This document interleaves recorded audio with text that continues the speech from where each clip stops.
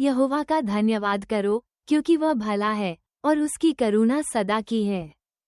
यहोवा के छुड़ाए हुए ऐसा ही कहें, जिन्हें उसने द्रोही के हाथ से दाम देकर छुड़ा लिया है, और उन्हें देश देश से पूरब पश्चिम उत्तर और दक्षिण से इकट्ठा किया है। वे जंगल में मरुभूमि के मार्ग पर भटकते फिरे और कोई बसा हुआ नगर न पाया। भूख और प्यास के मारे वे विकल हो गए। तब उन्होंने संकट में यहोवा की दुहाई दी और उसने उनको सकेती से छुड़ाया और उनको ठीक मार्ग पर चलाया, ताकि वे बसने के लिए किसी नगर को जा पहुँचे। लोग यहोवा की करुणा के कारण और उन आश्चर्यकर्मों के कारण जो वह मनुष्यों के लिए करता है, उसका धन्यवाद करें, क्योंकि वो अभिलाषी जीव को संतुष्ट करता है और भूखे को उत्तम पदार्थों से तृप्त करता है। जो अंधियारे और मृत्यु की छाया में बैठे और दुख में पड़े और बेड़ियों से जकड़े हुए थे, इसलिए कि वे ईश्वर के वचनों के विरुद्ध चले और परमप्रधान की सम्मति को तुच्छ जाना। तब उसने उनको कष्ट के द्वारा दबाया, वे ठोकर खाकर गिर पड़े और उनको कोई सहायक न मिला। तब उन्होंने संकट में यहोवा की दुहाई दी और उसने सकेती से उनका उद्धार किया। उसने उनको अंधियारे और मृत्यु की छाया में से निकाल लिया और उनके बंधनों को तोड़ डाला। लोग यहोवा की करुणा के कारण और उन आश्चर्यकर्मों के कारण जो वह मनुष्यों के लिए करता है, उसका धन्यवाद करें, क्योंकि उसने पीतल के फाटकों को तोड़ा और लोहे के बेंडों को टुकड़े टुकड़े किया। मूढ़ अपनी कुचला और अधर्म के कामों के कारण अति दुखित होते हैं। उनका जी सब भांति के भोजन से मिचलाता है और वे मृत्यु के फाटक तक पहुँचते हैं।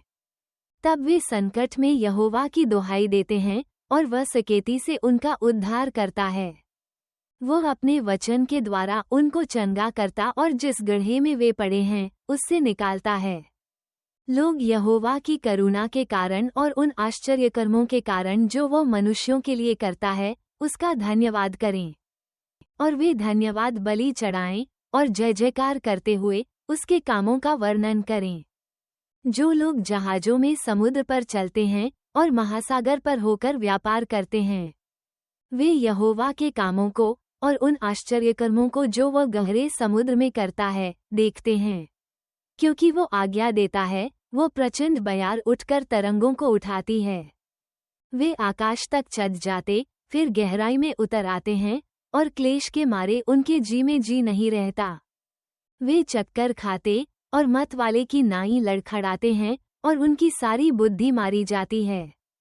तब वे संकट में यहोवा की दुहाई देते हैं और वो उनको सकेती से निकालता है। वो आंधी को थाम देता है और तरंगें बैठ जाती हैं। तब वे उनके बैठने से आनंदित होते हैं और वो उनको मन चाहे बंदर स्थान में पहुंचा देता है। लोग यहोवा की करुणा के कारण और उन आश्चर्यकर्मों के कारण जो वह मनुष्यों के लिए करता है, उसका धन्यवाद करें, और सभा में उसको सराहें और पुरनियों के बैठक में उसकी स्तुति करें।